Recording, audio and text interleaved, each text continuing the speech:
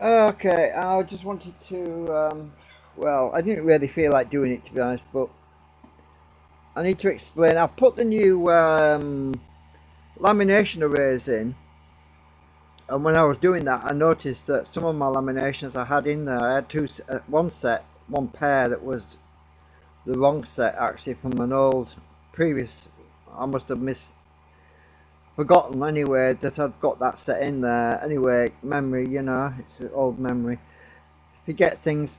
So anyway, I got a whole new set in there, and it's running a lot more even, much smoother on the generator. My current output is pretty constant. It's much more stable, getting less flicker on my LEDs and everything. But um, I was thinking about stacking my laminations. Now I'm trying to get this in the light properly because I found out something interesting that when I stack them, if I have two lamination arrays and one half that section at the back end there, they're both basically in a V formation, and the ones at the back are inverse. So one set's pointing to the left, and then the layer above that is pointing to the right.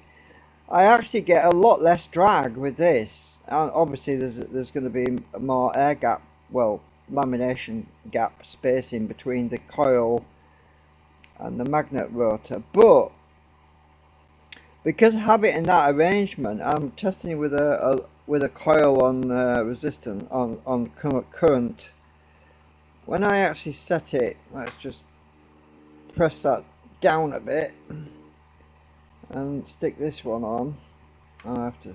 My blue tack's got squished a bit. Right, when I actually run it like this, I actually get a decent amount of output current and very little drag. I'm going to try and I'm just putting it on there. Oops, I don't want to break it. So I actually get very little cogging really. It's not bad cogging anyway, it's not really bad. I'm going to stick my phone on the stand. I'm going to try and just a minute, let's see. Just put my pliers on there so it doesn't fall off. Right, if I can get this on here and somehow get my meter in the shop, maybe you'll be able to see that. It's on current. It's flipping meter. It keeps. I want it to tilt back a bit.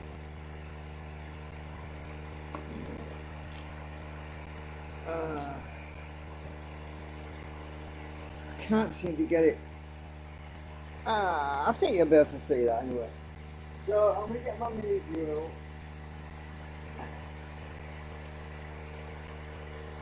I'm going to spin it with my mini drill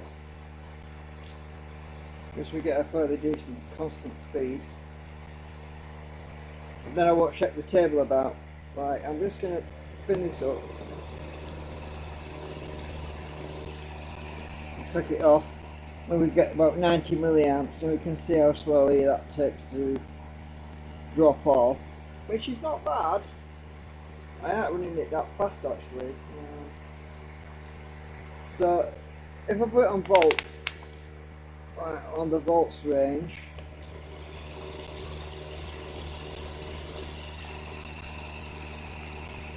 so it's about one volt, you can see how long it takes to stop.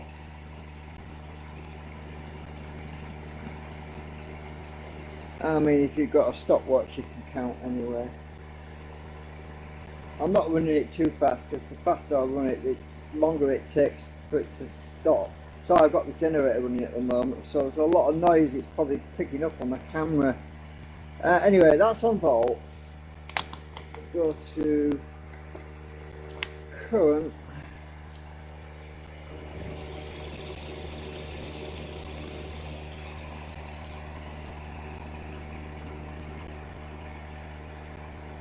Yeah. Um, I'm not doing it in a.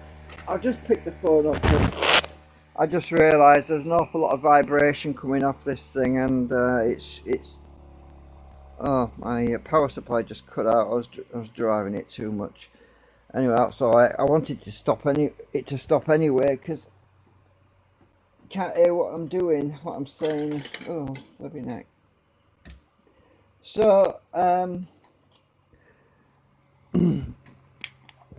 having the laminations set up in a staggered formation, it it bends the flux lines.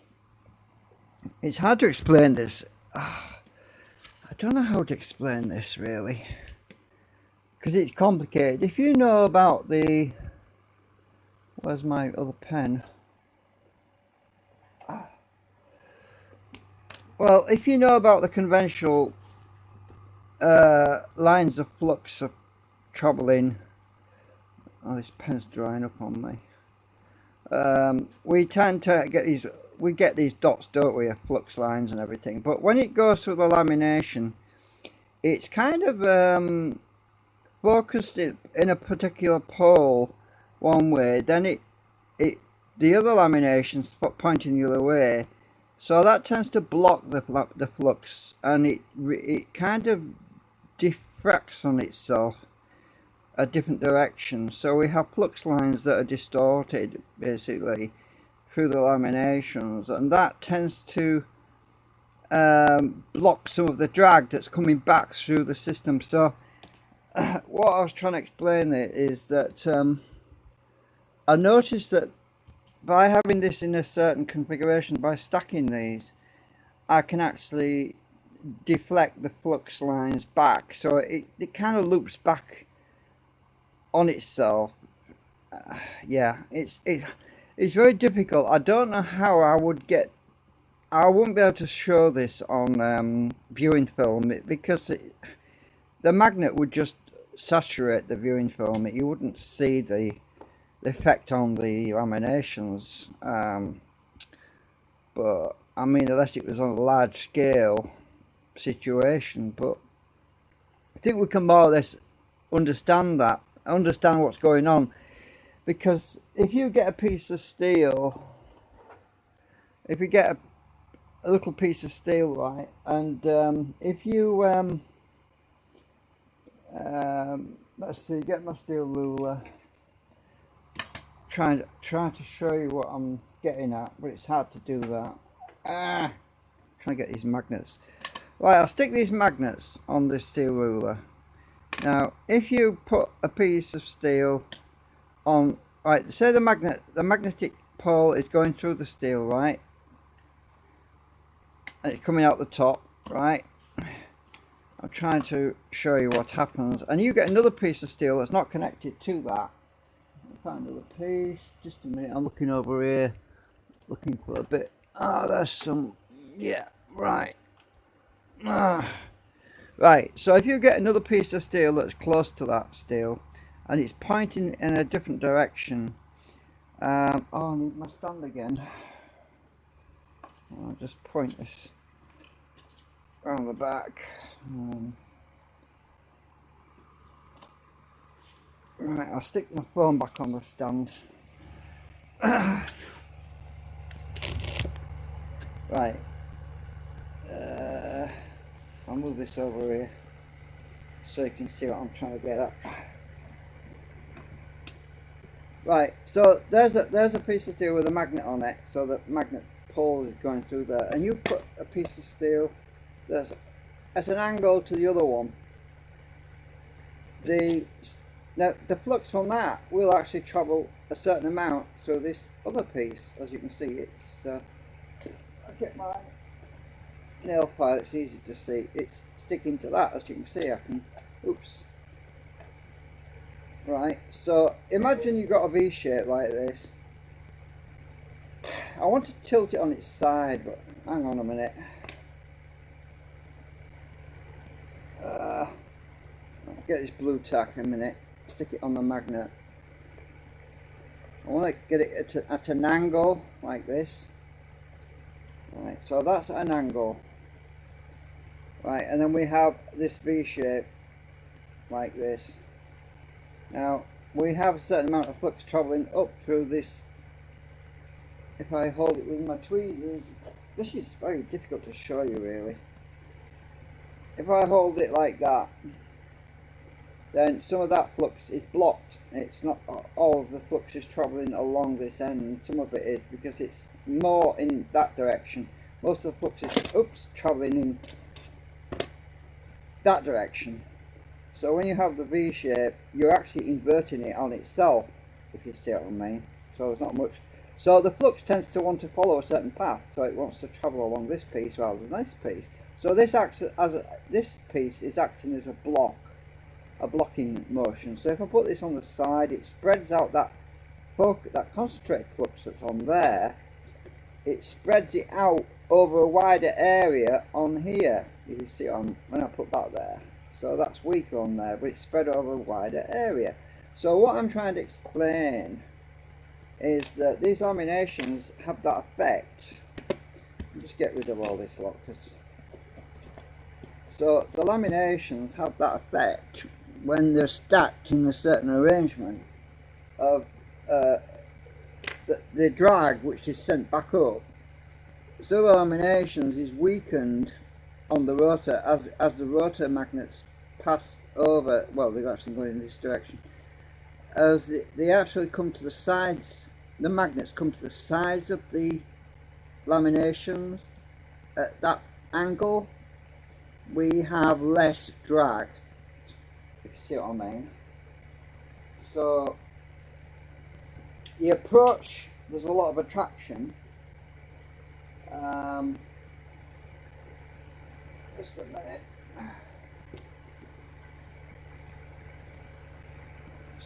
Let's see. Right, on the approach, that's on this side, coming in this direction. On this approach we have more attraction, but as it comes over the central point, there's actually less drag on this end, because there's the angle of the flux is in this direction, whereas in this direction, downwards this way, there is less. So what if I put this on here, right, then, and I try to get it to rock, you'll notice that I don't know if you can see this, but when it comes down faster than it goes back. So when I hold it this way, it's weaker. Now if you watch this, if I hold it in that position, like, oh, went the wrong way then. If I hold it, you see it's so weak this way, hold it there and let go, it's weak going back, right? Oops, wrong way again, because it wants to rotate in one specific, it likes to rotate in this direction, you see, you know, this direction. If I hold it about there, it's very weak, and so weak, in fact it goes the other way. I'm trying to get it past that point, so if I hold it there, it's weak going that way, but it's actually stronger that way. Oh, it's hard to show you it really. Anyway, I've been doing some tests with my motor spinning this, and I noticed that when I have it in this configuration,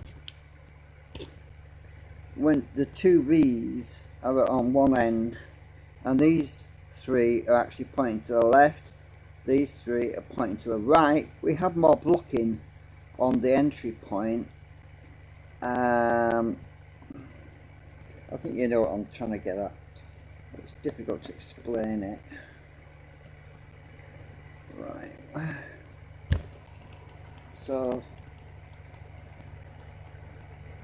I can actually see an improvement on it. It's not.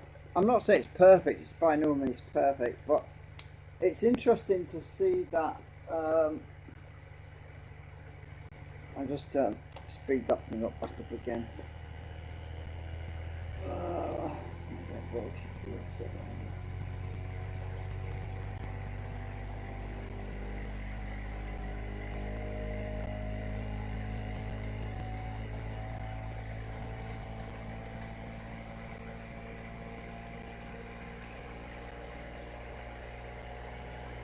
Anyway, just a video update. Sorry, I haven't got much else to share because I don't know how to explain it very well. It's very complicated. I'm not exactly feeling that great at the moment. Because I've still got work to do on this array, this assembly on here, and I've still got to tune all that lot again, and I am actually thinking about installing double arrays on the system, but it means that my coils are going to be pushed out a little bit extra, about the width of one of these lamination arrays. It's going to be pushing all my coils out a little bit more, so I'm going to lose a bit more power output as a result of doing that, but maybe I'll gain efficiency. I don't know. I don't know yet. I'm just kind of not feeling up to doing much at the moment. I'm just, yeah, just don't know what to do right now. I'm just going through some ideas of trying different things, and yeah, and I've just got this one coil which is 450 turns of 30 SWGY, one of my older coils I've been using to test this theory out. Yeah. Anyway, thanks for watching. I am going to have an early night tonight, I think.